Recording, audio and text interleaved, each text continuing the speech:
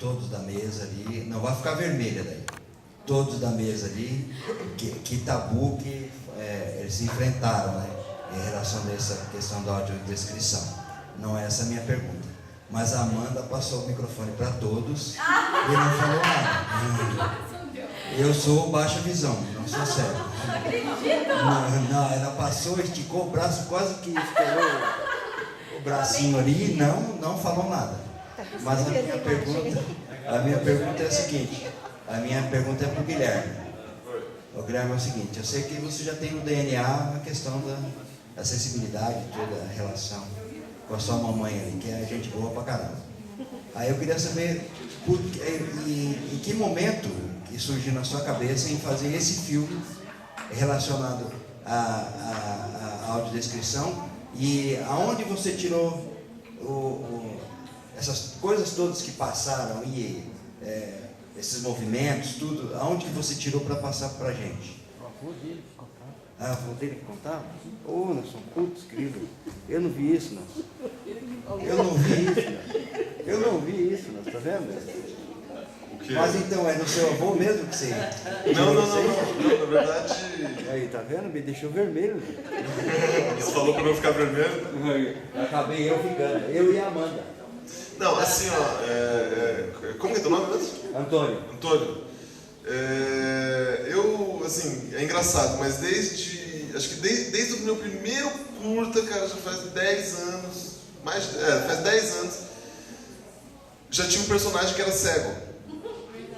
E assim, eu já fiz alguns filmes que tinha cego no meio, eu não sei porquê, não foi uma coisa assim, vou colocar um cego aqui pra fazer, não é isso, assim, por algum motivo aquele personagem era interessante que ele fosse cego, assim. Aqui também tem uma passagem que ela fala, né?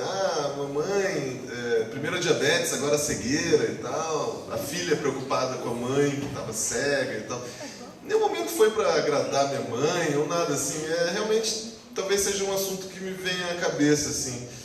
Por que eu escolhi fazer esse filme audiodescrito? Freud explica. Se começar a mexer com Freud aí complicou, cara.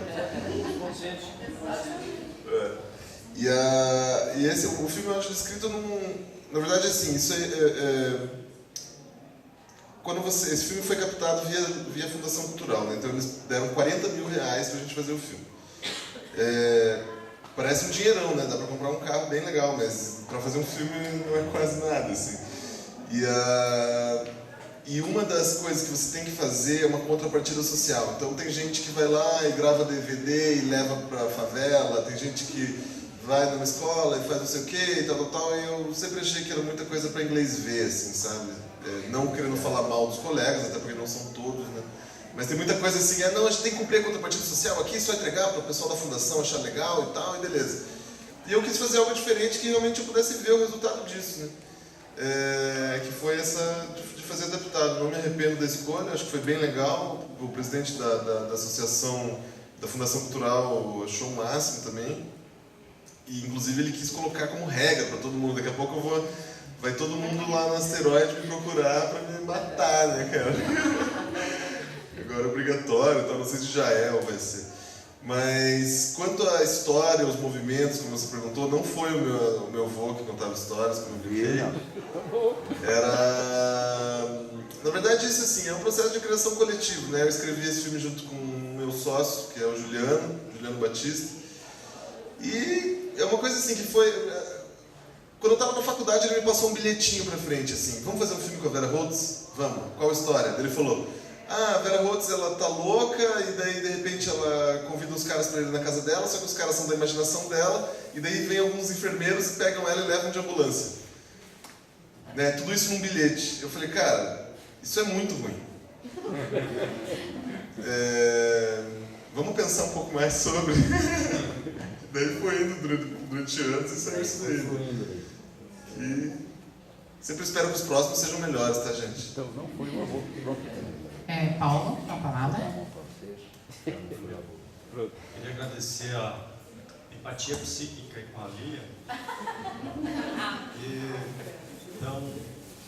tão fielmente reproduziu o que eu pensava. Parabéns, Ivone, pelo comprometimento. Professores que se comprometem com seus alunos realmente fazem a diferença para o aluno e para si mesmos, e quiçá para a própria escola e comunidade onde atua. Ponto 2, eu diria, envolva também os colegas desse aluno, envolva o maior número de pessoas com essas necessidades, porque aí, de fato, o ambiente terá sido outro com a sua presença ou com a sua ausência. Essa é a dica. Envolva também outros professores. Ponto 3, comentar aqui com a fala da Andréia, ao mesmo tempo parabenizá-la pelo ineditismo, né, da iniciativa. O Unileu fez a diferença em Curitiba e no Brasil. Prova disso que o número de pessoas com deficiência empregado é muito alto. A SBC, além de cotas e outras empresas, além do necessário pela lei. Mas eu entendo que nenhuma experiência, uma vez produzida, deixa as pessoas iguais. Então, se nós não tivéssemos mais uma lei de inclusão, eu tenho certeza que já teríamos feito uma revolução. Porque essas pessoas estão trabalhando, seus produtos já são conhecidos, né, socialmente, já existe um novo valor sobre suas pessoas, já existe um direito consagrado. Então, acho que já somos pessoas diferentes, né? Todos nós, quem faz inclusão, o empresário, o empregador e os próprios trabalhadores com deficiência. Então, ao mesmo tempo que parabenizo, quero dizer que a realidade já é outra, né? Há 10 anos nós não falávamos em autodescrição, então já existia fora do país, mas não tínhamos. Hoje é uma realidade brasileira, né? Todo mundo produzindo na perspectiva do direito da pessoa com deficiência. Então, é irreversível o processo. Parabéns ao Guilherme também, à Amanda, e ao Vanderlei também pelo trabalho.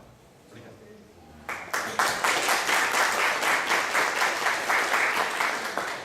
Obrigada, quero agradecer aos componentes da mesa nessa discussão tão rica que foi a audiodescrição. Eu quero só avisar que nós teremos um sorteio agora. Eu quero pedir a presença da Andressa aqui. Estou olhando lá para frente, pensando que a Andressa é estagiária nossa da sessão. E quero comunicar também que nós teremos um café. Então vamos fazer o sorteio, o café, e após o café, quem não assistiu o filme, tá?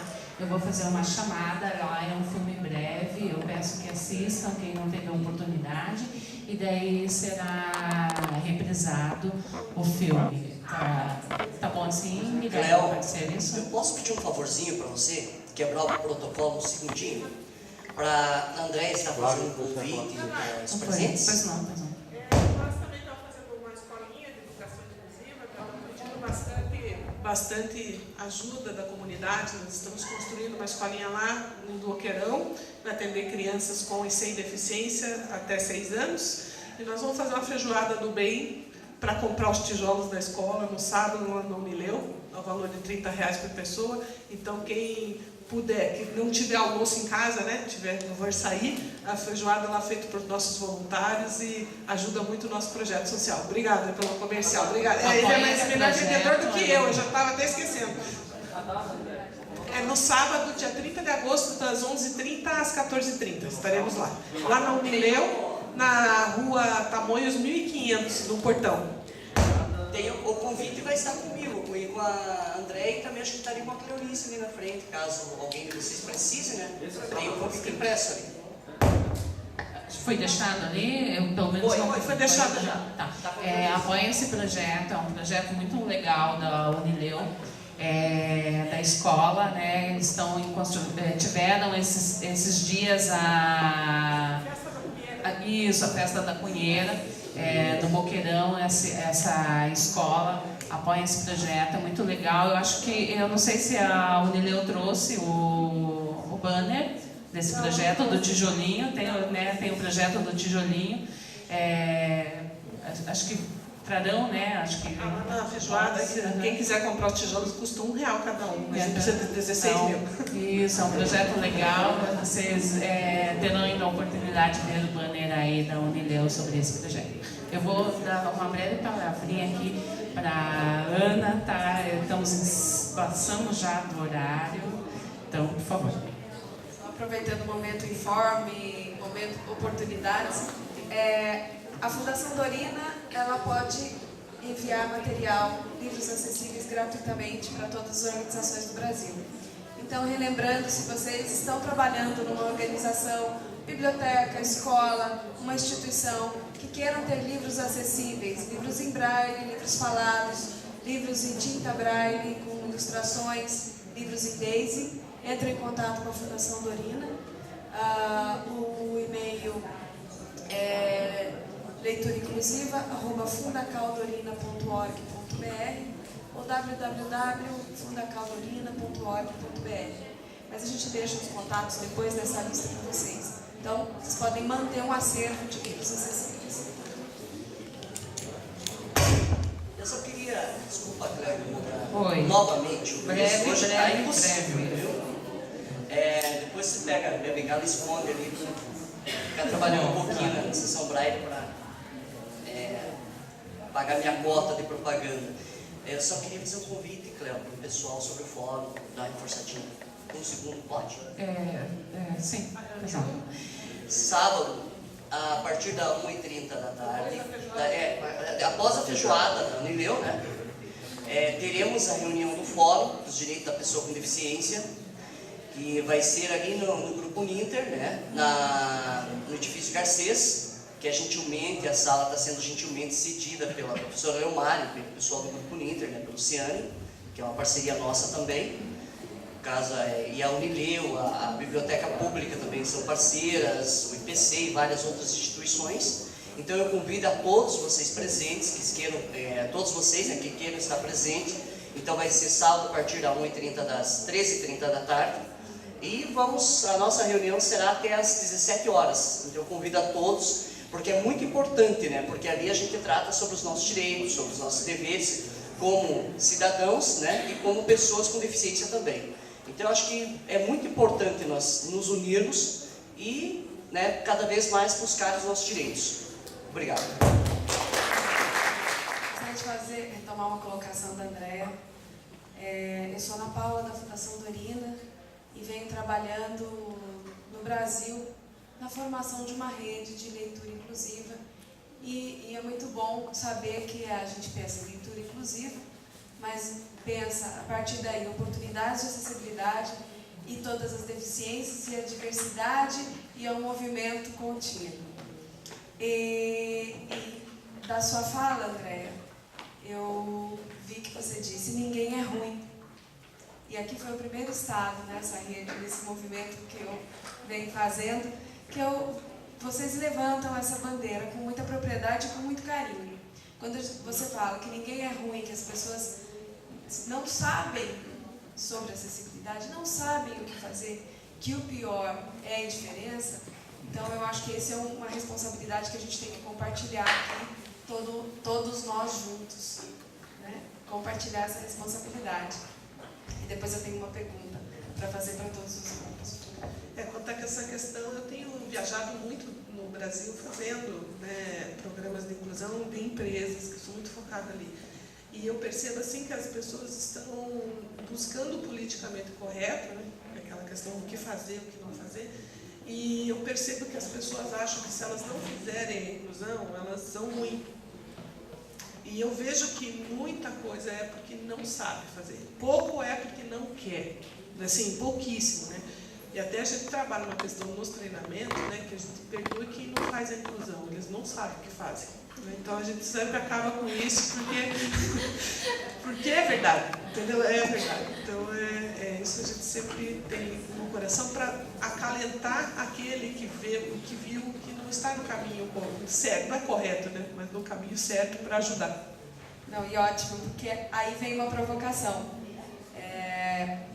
Qual o mito que cada um de nós temos aqui, e eu gostaria de perguntar para vocês da mesa, sobre a audiodescrição? Que mito nós tínhamos antes de entrar em contato com a audiodescrição? Se cada um de vocês tinha um mito sobre a audiodescrição e quando conheceu, quebrou. Que mito é esse? Então, se cada um dos presentes, né, na mesa pudesse responder. Eu tinha um mito de que talvez não conseguisse traduzir aquela situação para quem nunca tivesse memória visual. Esse é o mito que eu tive. Eu acho que antes de conhecer exatamente a audiodescrição, eu tinha um mito de que ele fosse uma narração, ele estivesse explicando, porque a descrição a pessoa não ia conseguir formar essa imagem mental. Para mim, eu não tinha tanto iniciação com a pessoa com deficiência visual e achava que aquilo não era possível, que na verdade a gente narrava o que estava acontecendo. E aí, quando eu conheci a audiodescrição de verdade, eu percebi que não. É a descrição, é você dar condições para que ele forme essa imagem. Acho que é isso. O mito que eu tinha é que eu achei que eu ia chamar minha mãe, mas ela foi meu audiodescrito. E eu não imaginava que existiam pessoas que fizessem só isso da vida, e profissionais, e que estudassem isso. Esse era o meu mito.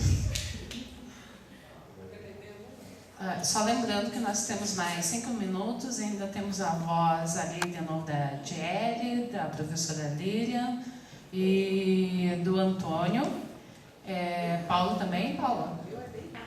Sim, daí eu só peço que agilizem, por favor. Eu, antes de ter o contato a primeira vez com a audiodescrição, de assistir um filme com uma audiodescrição, eu tinha aquele mito de pensar que tudo seria muito bem explicadinho, sabe? Muito bem, nos mínimos detalhes, né? E daí eu acho que perderia a graça. Mas da forma que ela está sendo feita, eu acho que é o correto. Né? Então, acabou quebrando aquele mito que eu tinha, que era que iria ser tudo muito bem explicado, muito bem detalhado, e acabaria perdendo a graça do que a gente poderia estar assistindo, né? Do filme ou de qualquer outro programa que poderíamos estar assistindo. Mas dessa forma que a audiodescrição está sendo feita, com o profissionalismo que está sendo feito aqui no Brasil, pelos profissionais da área, né, eu acho que quebrou tudo. Esse mito que eu tinha foi quebrado.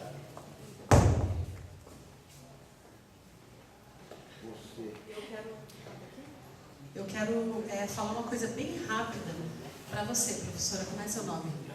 Ivone. Eu acho que o Paulo o Paulo vai gostar do que eu vou falar, porque é o que ele vai falar também. Gente, eu conheço o Paulo. Queria pedir que todo mundo batesse uma salva de palmas para essa mulher aqui. Tem 23 anos, será que é 23 anos? Acho que é 20 e poucos, que eu estou na educação. Olha, você é a segunda pessoa que eu vejo chegar num evento e falar: eu vim aqui procurar ajudar um aluno cego. As pessoas não fazem isso. Eu conheço isso, eu estou ajudando uma aluna nossa lá na faculdade. Teve um professor que olhou para mim e falou: professora, eu não sou obrigado a fazer coisa para essa menina, ela tem que ir lá para o instituto. As pessoas não sabem, não querem aprender. Então essa professora está de parabéns. Quero convidar a professora para ir lá no instituto, conversar com a professora Diele, que é especialista nessa. Amanda também está lá, é especialista nisso. Dizer que a rede de apoio do instituto está, você pode ter a nossa ajuda, está de parabéns. Quem dera, né, Paulo? Que todos os professores da rede... Então você passa mais palavras para ela. Dele, mas ela veio pensando nele, porque eles também tiveram ele como no colégio, e ela, pelo exemplo que ela teve, não conseguia ajudar ele, ela veio ontem, só que hoje ela não pôde vir, porque para ter outros alunos, e ele, com a deficiência dele, despertou nela a vontade também, né? E só para encerrar, porque a Diele também quer falar, seguinte, eu sempre tenho uma frase que eu gosto muito, que é do professor Rosadas, que quando eu comecei a estudar, né, questão da inclusão, eu gosto muito dessa frase. Ela é muito atual, ela diz o seguinte: o que é bom para a pessoa cega é excepcionalmente bom para qualquer um. Né? Então acho que a Diele vai completar agora o que eu tenho que falar. Mas parabéns, querida, viu? Parabéns mesmo. O recado também vai para a professora, né? Para você tirar da tua cabeça que quando você estiver dando uma adaptação, fazendo algum tipo de material para o teu aluno cego, isso vai estar atrapalhando os colegas dele. E eu digo isso por causa dos 3 que estão aqui do meu lado, porque a gente esmiuça tanto quando a gente vai trabalhar uma obra de arte, um filme, um vídeo, que eu tenho certeza que os colegas deles de ensino regular não entendem tanto quanto eles entendem quando a gente começa a trabalhar os conteúdos. Então, provavelmente você vai despertar nos teus alunos também esse questionamento de que eles também podem contribuir. Então, se você for passar um vídeo na sala de aula, a minha sugestão, assim, por hora, é que os teus outros alunos também façam a interpretação do vídeo ou a tradução do que está passando ali, para o teu aluno conseguir entender. Isso vai gerar uma discussão geral na sala de aula. Isso é só uma sugestão, assim, porque lá no Instituto a gente não trabalha só com alunos cegos. Então eu tenho os alunos de baixa visão que estão enxergando o vídeo, né, cada um do seu jeito, pouco, ou uns menos, outros mais, mas eles também auxiliam quando a gente vai fazer essa tradução, né, porque eles vão falar o que eles estão vendo e juntos a gente vai discutir, né, quem está olhando, quem não está olhando, quem está ouvindo, quem não está ouvindo, né, então eu acho que essa construção ela pode ser feita junto com os outros alunos. E a gente vai ter agora, fazendo propaganda, em setembro, a gente vai fazer uma oficina de capacitação, na qual o Paulo, que está aqui também, vai ser meu colaborador, uma parceria entre a universidade, o curso de terapia ocupacional, o curso de pedagogia e o projeto Ver com as Mãos, para auxiliar os professores, então, que estão com essas dúvidas, essas angústias, e que querem realmente, como você, professora, aprender como fazer. Não existe uma receita pronta, né? Não existe uma fórmula mágica, mas a vontade de querer ensinar e só o fato da professora acreditar que o seu aluno é capaz e tem direito também de ter acesso àquilo, já é o primeiro passo e o mais importante. E só para encerrar, professora, tem algumas pessoas que passam o filme antes para o aluno, o monitor, ajudando uma pedagoga, alguém, para depois, quando chegar na hora da sala total, não ficar aquela coisa de para e tal. Ele tem razão, mas tem esse recurso também de passar antes o vídeo. Alguns professores fazem isso, passam antes aquele vídeo para o aluno cego com algum pedagogo, alguma coisa, mas não sei se é um recurso viável para você, mas também tem isso.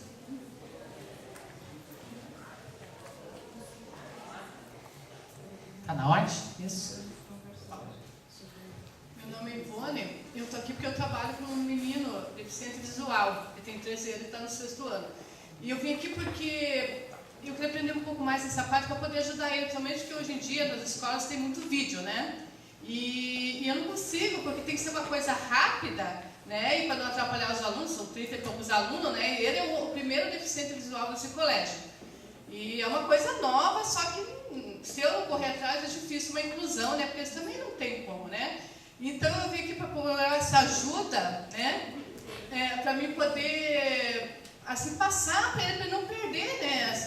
Essa parte visual, né? De vídeo. E lógico, ele escuta, ele é super inteligente, né? Mas a parte de descrição eu não consigo passar para ele o que é necessário, né? E como diz, eu não posso também interromper as falas, né? O que está no vídeo e nem atrapalhar os outros alunos, né? Então, por isso que eu estou procurando essa parte, que é uma parte nova, essa parte de estudo é meio complicada, né?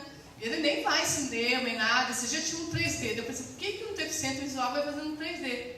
Né? Não tinha nem como levar no teatro 3D o que ele ia assistir, né? Uma que a gente não pode nem falar lá, né? Então, eu estou procurando essa ajuda para me ver o que eu posso melhorar essa qualidade de vídeo na vida dele, dentro do colégio. Bom, ontem a gente teve uma oficina de audiodescrição, né? A gente passou o dia todo entendendo esses elementos, entendendo como fazer. Claro que, como eu expliquei para todos ontem, a gente tem um curso de audiodescrição. Um curso de audiodescrição ele deve ter no mínimo 40 horas, e ontem a gente fez algo muito mais superficial, né? Você estava aqui? E aí, a partir daí, você pode utilizar isso na sala de aula, assistindo antes ao vídeo. Você vai passar para os alunos, assiste 3, 4, 5 vezes antes e perceber quais são os elementos importantes para você passar para ele. faz essa questão de você assistir uma vez o filme vendada, para perceber o que tem de informação sonora, que já é possível pelos elementos sonoros do filme ele compreender, e aquilo que ele não é possível, você tentar fazer um roteiro, como a gente mostrou ontem, com time code, onde você entra, fazer esse ensaio. Acho que isso pode ajudar nessa sala de aula. Não falar muita coisa, cores, essas coisas, que sempre foi deficiência visual, né? Então tem que ser rápido e curto e grosso, de ser rápido e só o essencial. E aí você pode fazer um sumário antes, né? Como a gente viu, fazer um sumário das descrições, aquilo que vai ser importante, que você não vai ter tempo de falar durante o filme, você tenta fazer isso e oferecer para todos os alunos. Olha, eu vou oferecer a descrição dos personagens, eu vou falar do cenário do filme. Isso vai ajudar os outros alunos videntes também na compreensão do filme. Eu acho que pode ser uma proposta aí. Oi, a professora Lomar pediu a palavra.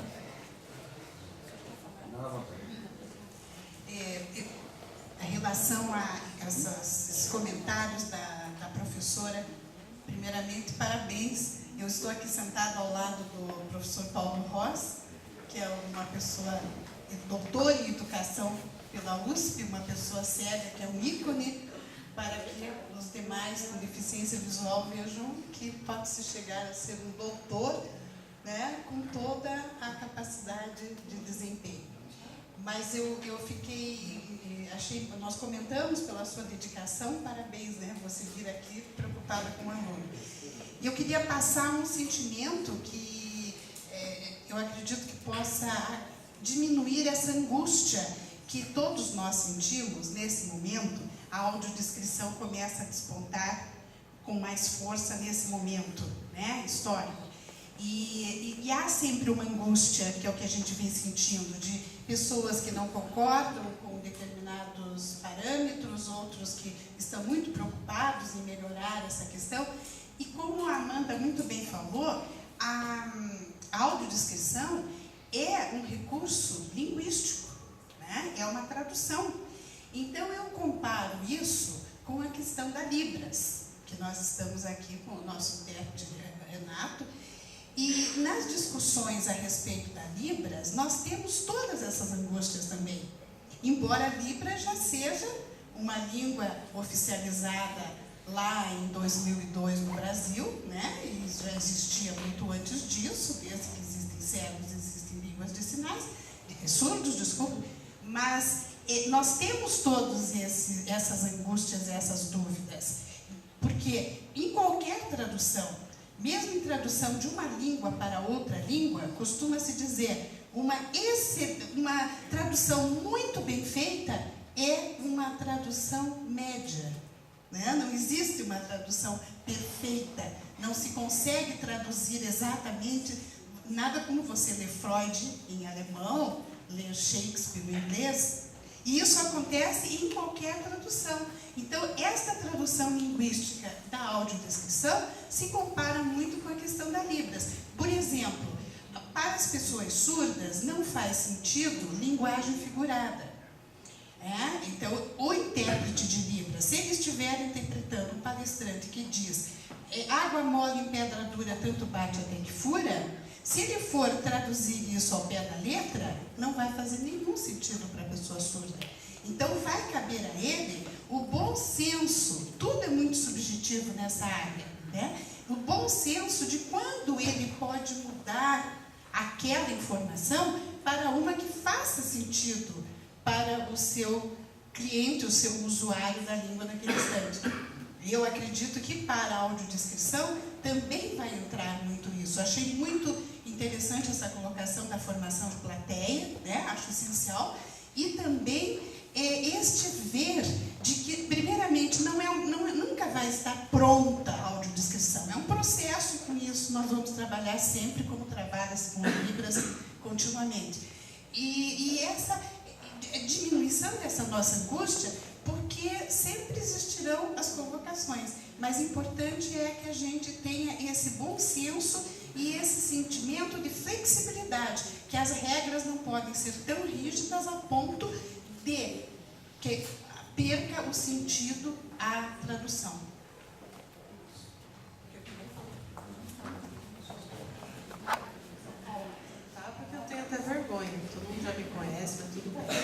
queria falar uma coisinha com o Flávio e com a Amanda. Flávio e Amanda, para vocês dois.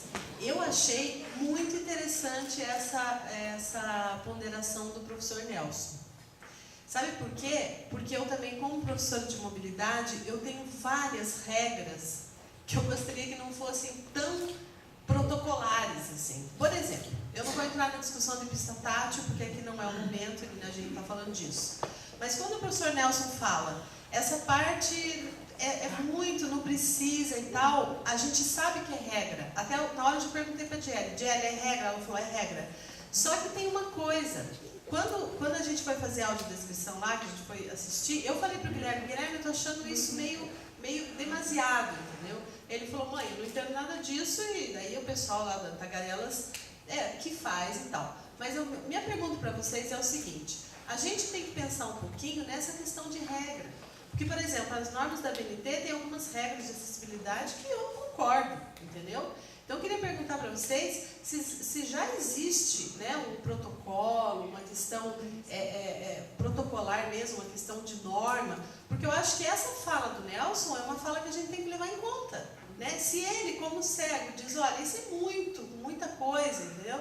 Ele não está desmerecendo o filme nem nada, ele está dando uma opinião, né? Então, eu acho que essa opinião deve ser levada em conta, assim como a minha opinião, muitas vezes, em relação à pista tátil, não, por exemplo, né, tem pessoas que não concordam com a minha opinião, mas eu estou ali todo dia, eu estou ali, né, trabalhando na prática. Eu sei que muitas vezes não funciona a pista tátil, quando a pista tátil está em cima de uma calçada rugosa e tal. Então, eu queria saber de vocês se já existem essas regras, e já que a audiodescrição já está sendo, ainda está no início, se não daria para a gente também fazer discussões acerca disso.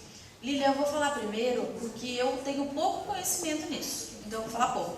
Eu acho muito legal quando a pessoa coloca alguma coisa que a incomodou na audiodescrição, porque é esse o trabalho que a gente vê, que foi o modelo que chegou para a gente hoje, ele foi desenvolvido desse jeito. Então, esse sumário que é dito antes, na peça de teatro, a caracterização dos personagens, o cenário, tudo isso, ele foi feito com o feedback das pessoas que têm deficiência, né? Das pessoas que são consumidoras desse produto, não só as pessoas que têm deficiência, mas o público que deu o seu feedback. E a Lívia,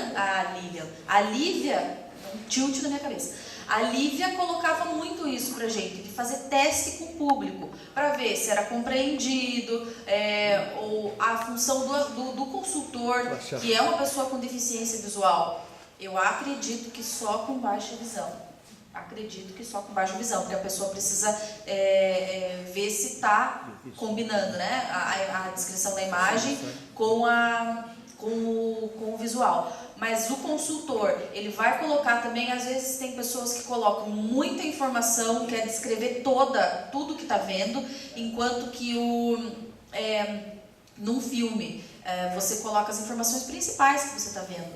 Porque tem a questão da fala do personagem. Como que você vai interferir na fala do personagem? Você não pode interferir na fala do personagem enquanto audiodescritor. E aí, como que você vai caracterizar aquele personagem naquela hora? Então, é criado um sumário antes. Então, isso tudo foi feito de acordo com o feedback das pessoas, há um tempo já.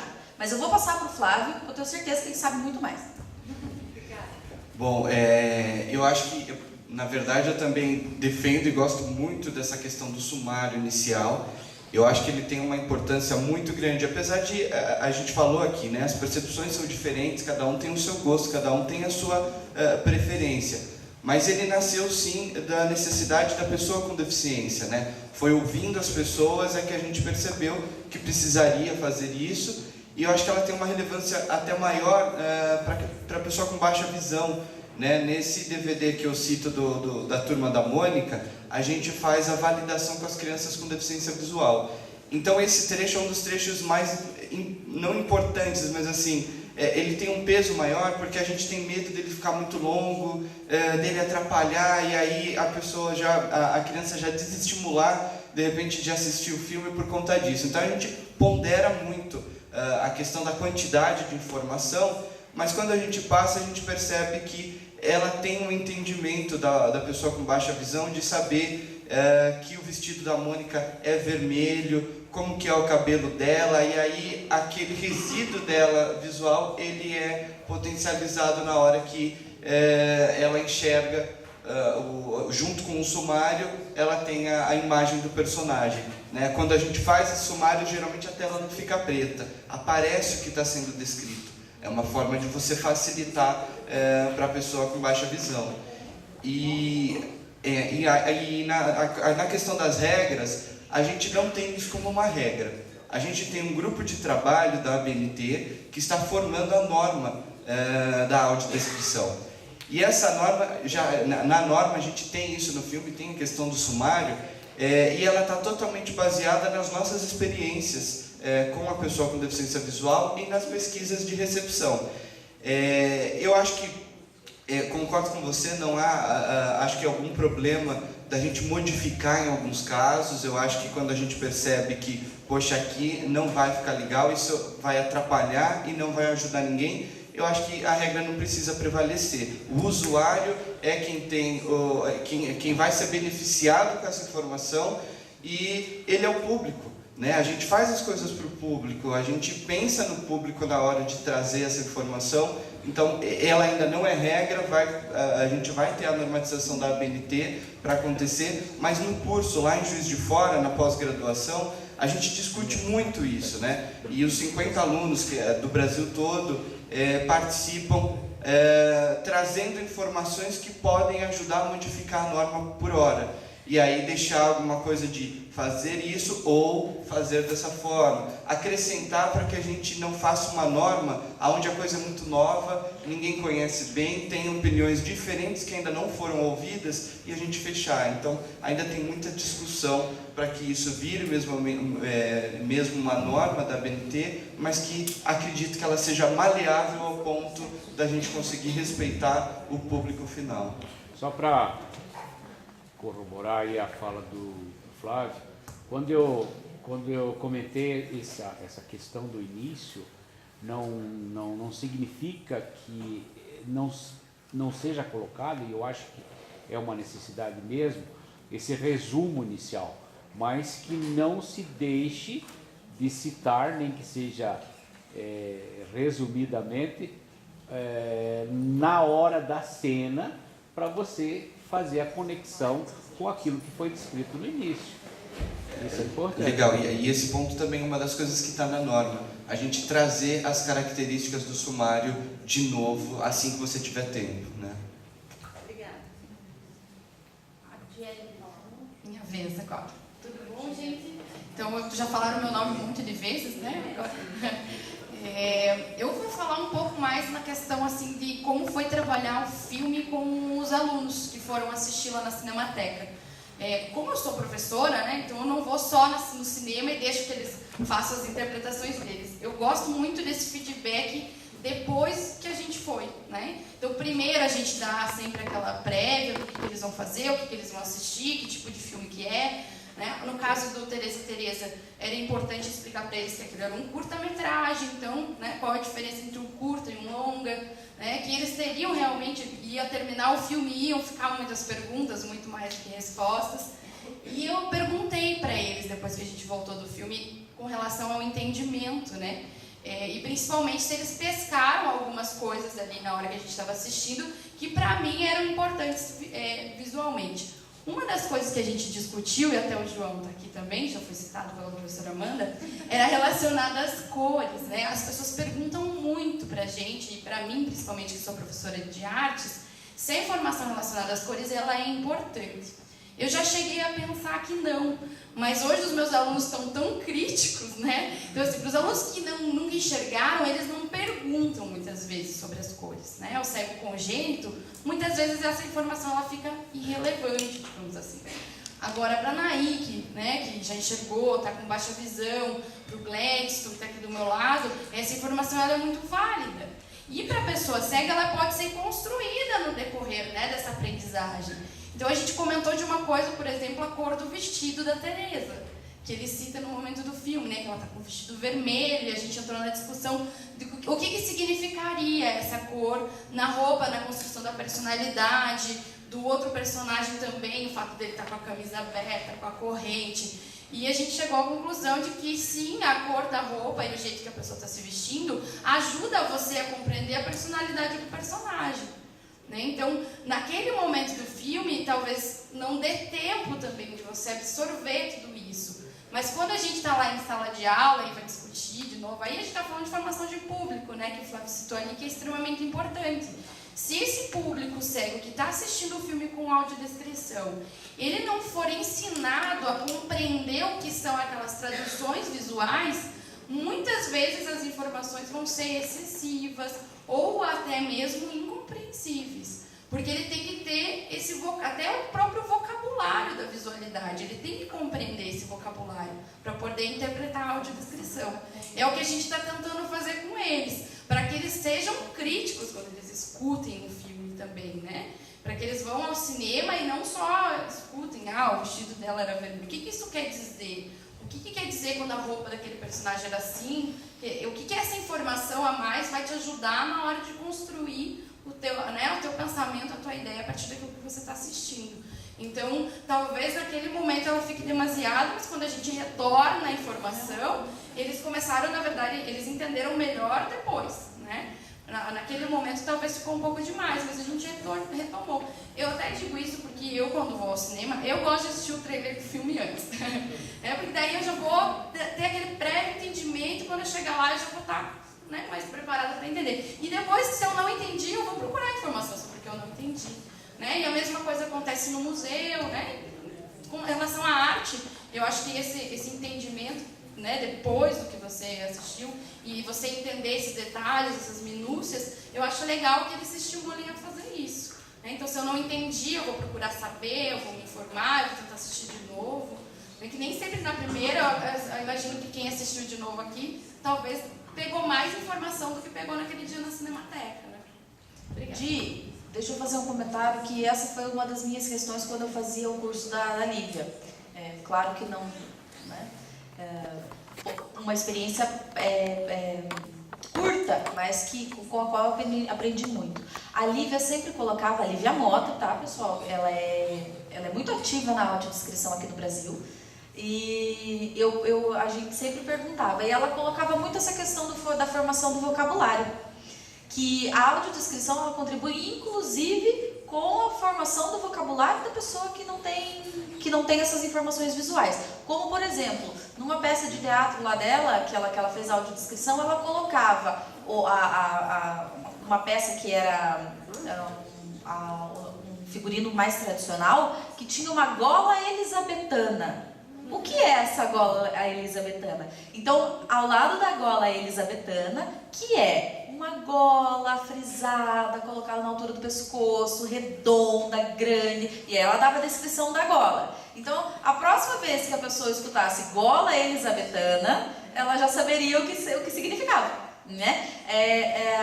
Em relação à missa, ela faz missa, eles fazem muita missa com audiodescrição em São Paulo, é muito legal. A missa, o ritual católico, tem muitos nomes que a gente não conhece.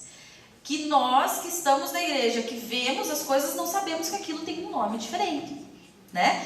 Então, assim, outros produtos que são acessibilizados, né? A missa, no caso dela. Então, assim, todo o altar, tudo que tem no altar, qual que é o traje do padre, tudo isso vem agregar o vocabulário da pessoa com deficiência visual. Isso é muito interessante, porque peças de época, novela de época, tudo que não faz parte do conhecimento assim, cotidiano é traduzido. Então, eu lembro muito desse exemplo da gola elisabetana, porque eu não sabia que se chamava gola elisabetana, eu conhecia, eu via, mas e ao lado da gola elisabetana, logo após que ela falava gola elisabetana, ela explicava o que era. Então a pessoa pode construir o imagético da gola elisabetana. Então quando ela ouvir de novo, ela vai saber o que é. Muito legal isso.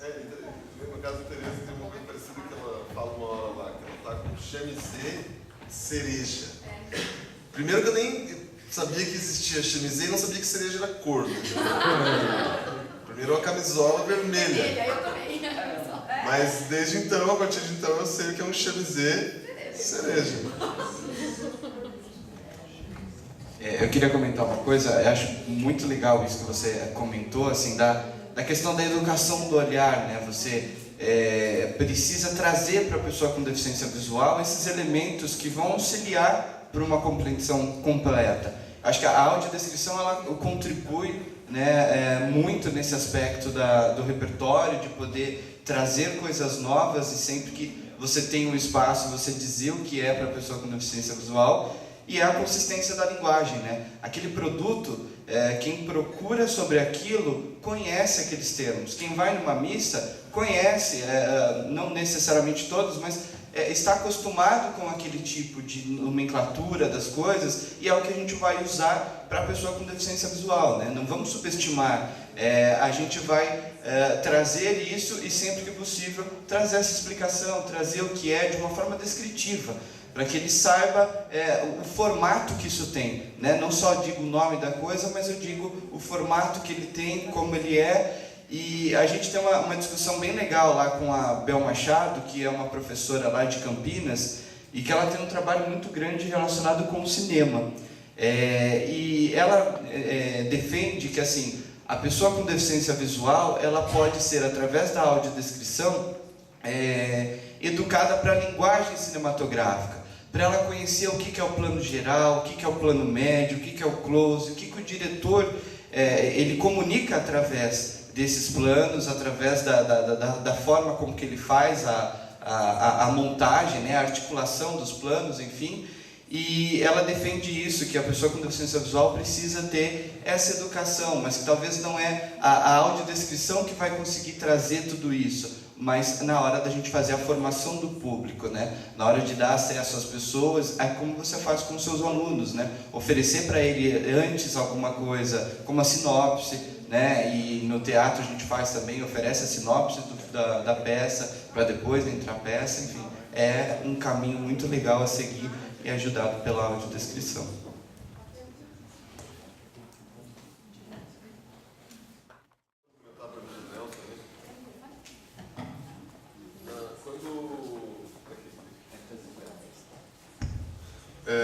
Quando eu tive o primeiro contato com o filme audiodescrito, a primeira vez que eu assisti ele com audiodescrição, né, que eu estava muito curioso para ver como é que viria e tal, né, porque eles fazem todo o roteiro, eu não, vamos dizer assim, não meti o bedelho em nada ali, né, da parte da audiodescrição, deixei totalmente lá, eles têm roteirista e tudo para fazer, como eu não sabia, eu não falei assim, nessa parte faça assim, eu deixei vir e ver como seria. Quando eu assisti a primeira, achei sensacional, assim, e nesse início que o Nelson falou, tinha uma descrição também do final, ou seja, da mãe, o figurino que a mãe, porque assim, lá no final tem uma personagem que eu acho que é como se fosse a Teresa, fazendo um papel meio Psicose, para quem viu Psicose, que eu não tinha assistido ainda, então não é plágio, mas depois eu vi, fazendo o papel da mãe dela. Só que isso não tenho como garantir para ninguém. É o que eu acho enquanto roteirista, eu escrevi dessa forma. E ela no início, eu me colocava lá.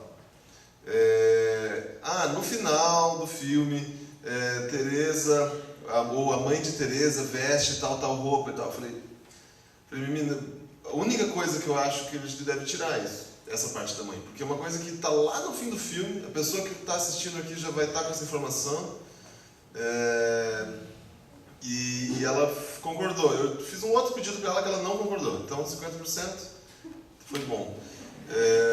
Mas só por causa disso também, porque eu tinha essa impressão assim, que a informação vinda toda no começo ali para algo que ia aparecer lá no final, se seria tão... Mas ela teve o cuidado, por exemplo, de quando ela descreve o Silvio Benato, que é o sujeito da televisão, ela deixa para descrever ele por último, porque logo em seguida ele vai aparecer. Percebi isso hoje, na verdade. Interessante. Com a palavra, a Tânia Cardoso, do Instituto História Viva. Boa tarde a todos. Eu quero parabenizar esta mesa, muito importante, a gente conhecer um pouco mais sobre audiodescrição, e creio que estamos aqui com grandes experts aqui em Curitiba. Curitiba falando sobre este assunto, que para nós, simpatizantes da causa, é muito importante. Eu sou bancária aposentada, estou há 32 anos atuando como voluntária. E há 1 ano e meio no desafio de atuar como voluntária no IPC. E eu digo do desafio porque eu sempre fui voluntária em instituições com pessoas doentes, com pessoas com dificuldades financeiras, sociais. Mas o desafio, quando cheguei no IPC e me deparei com a impotência de como lidar, de como ajudar, de como melhorar a vida da pessoa com deficiência visual, então eu posso dizer que hoje eu estou com um certificado, né? Eu aprendi muito mais do que eu levei ao Instituto, porque aprender a lidar com este ser humano, com uma dificuldade, e ver que muitas vezes ele nos dá lições maravilhosas de conhecimento, de aprendizado, de vida, de espiritualidade, de superação, para mim não tem o que pague o tempo em que eu estou lá, o tempo que eu estou ao lado de uma pessoa e tentando apoiá-la, ajudá-la, no final descobrir que é ela que me ajudou, ela que me auxiliou. E só 2 ponderações. Foi muito importante esse debate na mesa em relação ao feche os olhos para imaginar ou abra os olhos, né? Porque a gente que é um pouco fora do meio, né? A gente fica assim um pouco perdido. E costumamos sim fazer isso, de querer fechar os olhos para imaginar como é a vida do deficiente visual. Então, lá no IPC, a gente teve a experiência de uma pessoa que chegou e disse: eu quero atuar como voluntário e eu vou ficar aqui de olhos vendados ao lado das pessoas cegas. Eu disse: minha nossa, se eu não conseguir convencer esse homem, eu vou levá-lo para a Lília, porque a Lília é com Deus. Mas eu consegui convencê-lo, de movê-lo da situação, e ele, infelizmente, não retornou para exercer o voluntariado. Ele queria porque queria, né, se sentir na pele ali, mas não tinha, em hipótese alguma, possibilidade de ele atuar, né, voluntário de olhos vendados ali. Né? E a outra ponderação foi colocada aqui, que em relação à segurança que nós devemos ter, né, com a pessoa com deficiência. E lá no Instituto, nós temos o seu Ademar, que é um dos moradores. Amanhã eu espero que ele esteja aqui assistindo ao teatro, né? Os nossos moradores amanhã estarão aqui. Ele é um exímio artesão, trabalha com madeira, lixa, corta, é maravilhoso. E muitas vezes eu percebi que ele ficava com o dedo picado, se cortava. E eu levei 6, 7 meses para encontrar e achei um voluntário que o apoia nas atividades. Como o voluntário geralmente trabalha durante a semana, né, e a grande maioria das pessoas voluntárias trabalha e só pode se dedicar no final de semana, este voluntário está todos os sábados pela manhã lá no Instituto, ao lado do Ademar, na oficina que ele tem, ajudando ele a lixar, a manusear os equipamentos. O Ademar faz porta-retratos em madeira, faz porta-pratos e inúmeras coisas maravilhosas. Então, a gente quer, assim, parabenizar a biblioteca por este evento, essa mesa maravilhosa, e também a todos esses grandes guerreiros que atuam, né, no trabalho com a pessoa com deficiência visual, e principalmente a esses grandes pessoas com deficiência visual e que estão aqui batalhando pelo seu espaço, pelo seu lugar. Obrigada. Obrigada. Vou passar a palavra para a professora Lilian, do Instituto Paranaense de Sexo.